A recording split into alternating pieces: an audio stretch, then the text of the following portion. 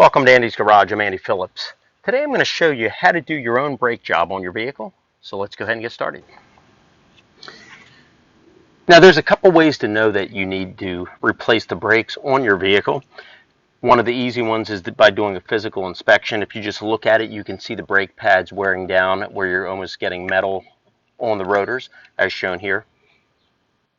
And as we see here, just looking through the opening in the rims, you can see the caliper right there with the rail, and you can see the actual brake pad up against the rotor, and we're pretty much down to just a thin little piece of brake pad. Definitely need to get rid of that and replace it. Another thing is if your vehicle is making a little bit of a squeaking noise, a lot of times the brakes will have a little bit of a kind of a level guide there, and when that starts to scrape on the rotor, you'll hear that. That's another indication. And then obviously worst case scenario would be if your brakes are not as tight as they used to be, which obviously at that point is very dangerous. But those are a couple things that will let you know that it's, pretty much you need to change them at that point. Now, if you keep up on your vehicle and do routine maintenance and just before they get to that low point, getting them done, that's the safest way to do it and the best way. So once you've determined that you need to replace the brakes on your vehicle, the next thing that you're going to do is what we're going to cover in this video, and I'm going to show you as far as removing the tire, removing the caliper pins on the rails, removing the calipers, the brake pads, compressing the piston, all that, and getting it all put back together. It's a very simple procedure. Anybody can do it on their own if they get a little bit of confidence in using just a couple basic tools. So these are the items that you're going to need to complete this. Now to complete this, first of all, you are going to need a jack to get the car up in the air. You can use the one that comes with your vehicle, which is the one on the far left there, or what I would recommend is just a regular floor hydraulic jack, because that can raise and lower the car a lot quicker than trying to crank that. But either way, you'll need a jack. Obviously, you're going to need replacement brake pads for your vehicle. You can look those up online. If you go to Advanced Auto, AutoZone, things like that, you put in the make, model, and year of your vehicle. They'll give you the actual part. But if you're buying them from another source, you can always just check online and see which ones are the part numbers for your vehicle. Next, what you're going to need is either some kind of a lug nut wrench, or if you have a breaker bar with a socket, but something to remove the lug nut so we can get the tire off. And then you will need a ratchet with the correct size socket to remove the caliper pins on the rail so we can slide those off and remove the caliper. You will also need either a C-clamp or a set of pliers or any other tools for compressing the piston on your caliper. Some cars you have to actually turn it clockwise and actually compress it down. Other ones you can just use a C-clamp. So depending on your vehicle, that'll determine what you'll need. But these are the only items that you'll need in order to do the brake job. You can also use the lubricant for lubricating the actual tracks on the rails for the brakes, which is also highly recommended. I don't have it shown here, but that's also recommended as well. It's very important that you put your car in park, put the emergency brake on. In this case here, we're doing the rear brake, so the car is on a little bit of a kind of a decline here on the driveway, so I'm going to go ahead and shock the wheels as well. You don't want to be messing around with that, so we'll go ahead and shock those good.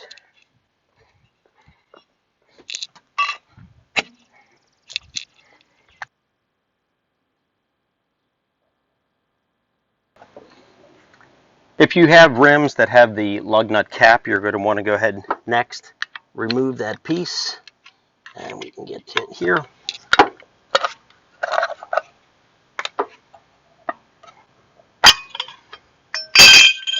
And now with that off, we can access, in this vehicle here, it's 4, sometimes you'll have 5, 6, depending on the size of the rim and the vehicle. So we have access now to all of the lug nuts, so we can now go ahead and loosen them, get the car up in the air, and then remove them completely.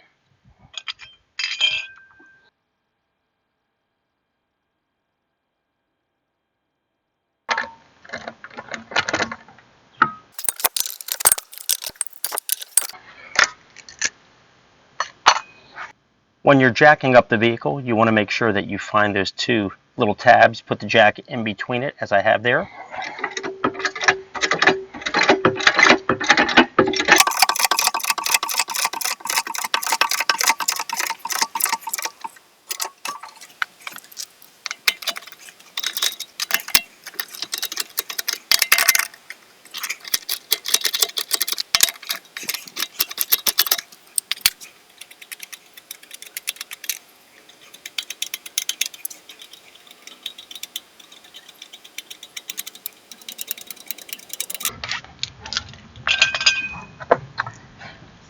sometimes these can be stuck on here.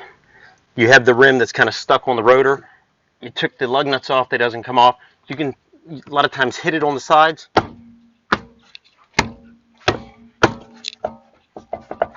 Loosen it up a little bit. Or if you give it a little bit of a kick. Just give it a little kick. There you go, comes right off. We can slide this out of the way.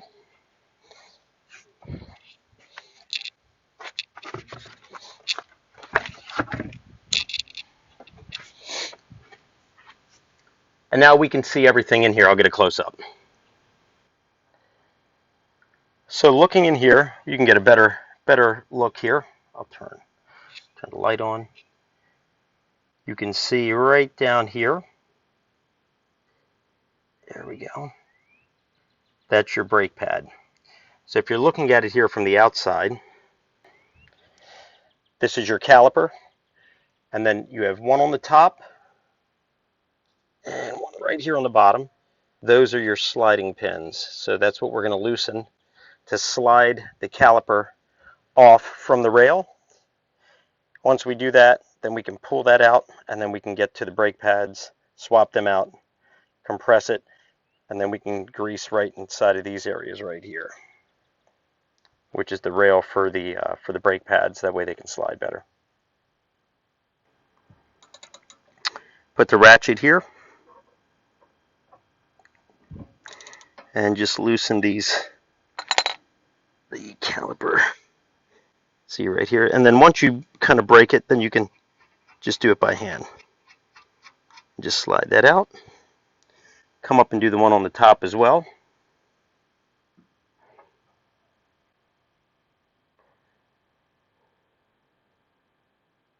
And I had already loosened it with the ratchet and socket.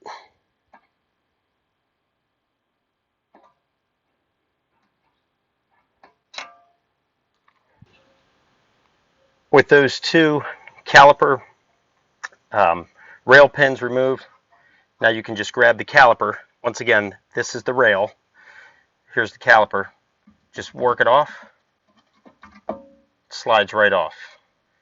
We can then take the caliper. You want to be careful because you have brake lines going in it. You don't want to stress it out. So I'm just going to gently set it up here on top. And then here's our brake pads here. We can pull them, just slide them out. Okay. And we'll take a look. This side here, the brakes actually look good, but it's mainly the other side where we're having the issue. But you don't want to just do one. You want to do both. So whether you're doing the rear or the front. But here, let's take a look at these. These are the ones that came off. Here's the new ones. And you can see there's still some brakes still on there. These are definitely a lot thicker. So if you put them side by side, you can definitely see that. They're about half worn down. Now if you look at this one, compared to that, definitely a huge difference. So definitely in need of changing this side as well. The other side is pretty much completely gone. But so we're doing both. After applying the grease to the rails, we can then take the new brake pad, slide it right in, slides right into place. We'll do the one on the other side as well, and then we can then compress the piston, and I'll show you on the caliper. Slide that on, and then we're ready to put the tire back on and put everything back together. Here's a side shot. You can see we have the brake pads on the front and back sides of the rotor. The tracks are nice and greased up. Everything is in place. So now we're ready to compress the piston. When you're looking at your caliper, that's your piston right here. And basically how that works is when you push your brake pedal down, it builds up the pressure, and then it pushes that piston, which then goes ahead and presses the brake pads onto the rotor to stop the vehicle. This particular vehicle here, I have to use either a special tool, or you can use needle nose pliers to turn that clockwise to compress it. If you just have a regular type, then you can just put the seat clamp on there, and I'll show you how the seat clamp would look on there, and then we'll go ahead and compress this. Now this shows how you would put the C-clamp on. So what you're going to do is you're going to take the C-clamp, you're going to have the retractable part on top facing the piston, and then what I like to do is just take one of the old brake pads and put it there so that way it balances it out. And then what you would do then is just tighten it, and as you tighten it, you're going to go ahead and push that piston down because you want to open it all the way. Now that you have the new brake pads on there, you're going to need to open that all the way to fit over them, because the piston, the way that it was left off when you took the old brakes off, it was opened up to accommodate the older brake pads that were already worn down. So what you would do then is just turn the handle up here on the C-clamp and then just compress that down. So I'm going to go ahead and compress this one. This one takes the pliers. So I'm going to compress it, and then we'll be back to slide that back on and then reattach the caliper to the rail. As you can see right here, the piston's been fully compressed. I also went ahead and put some brake grease on the back sides of both of the brake pads. Never put it on the front where it meets the rotor. Obviously, you want to leave that alone. So we went ahead and we greased these mounting tracks and then also the backs. So now we can just slide this on, slide it right over, and you want to make sure up here that you're lining up with the with this caliper right here. So we'll slide that over, slide it right in place. You can see right there, that's how it looks. So we have the caliper rail lined up with the caliper. So now we can then take the pins or the bolts, slide them in, tighten that up. I'm going to go ahead and feed this one in by hand. We'll hand tighten it, and then we'll get the socket and ratchet on it, do the final tightening. Now with this vehicle, to get to that pin, it's a little hard because you have this obstruction here in the way from the emergency brake. So what I have here is just an extension on the ratchet.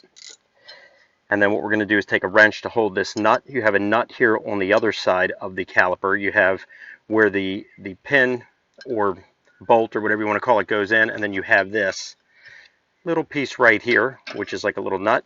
That rotates as well. So what you're going to do is you're going to be turning the actual caliper pin bolt. You're going to be turning that to tighten it, and then you're going to be going the reverse way with this, with the nut.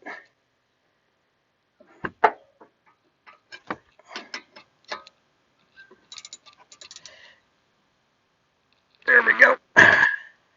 Nice and tight.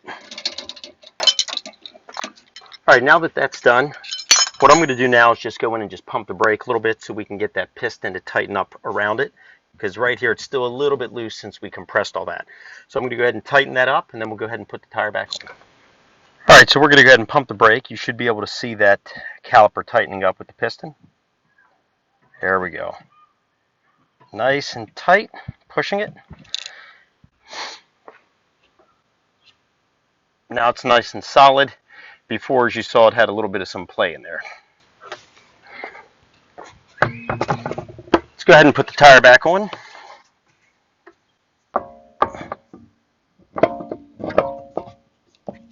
Line it up. Brake out.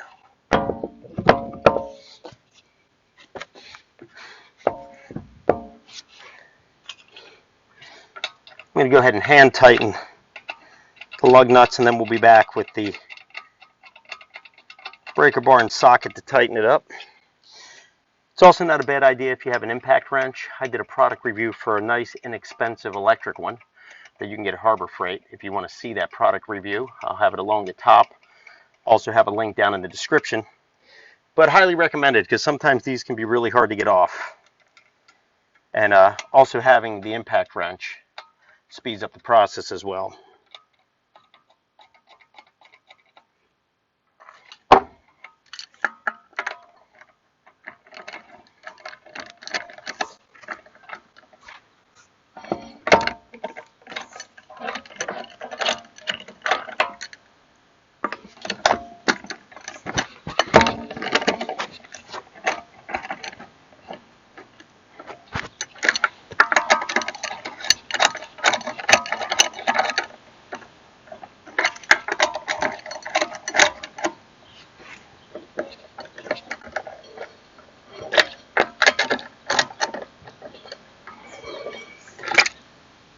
Once you've got them tightened on enough, you can lower the car and then come back around and tighten them all the way.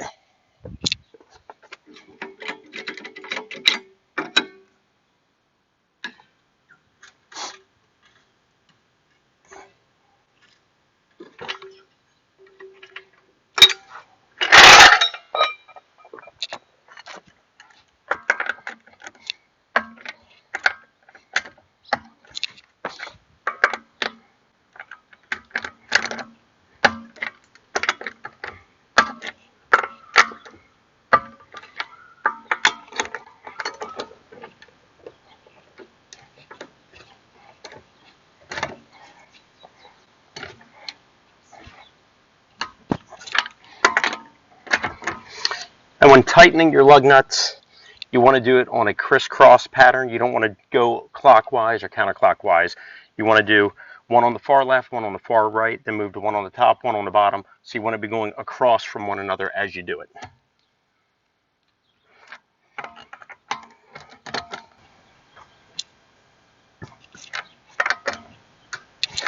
Don't want to over tighten them either, because remember, if you get a flat or anything, you got to take this tire off. You want to be able to do so. That's the mistake a lot of garages do when they tighten and they do tire changes, is they torque them too tight, and then it's hard for people to get them off.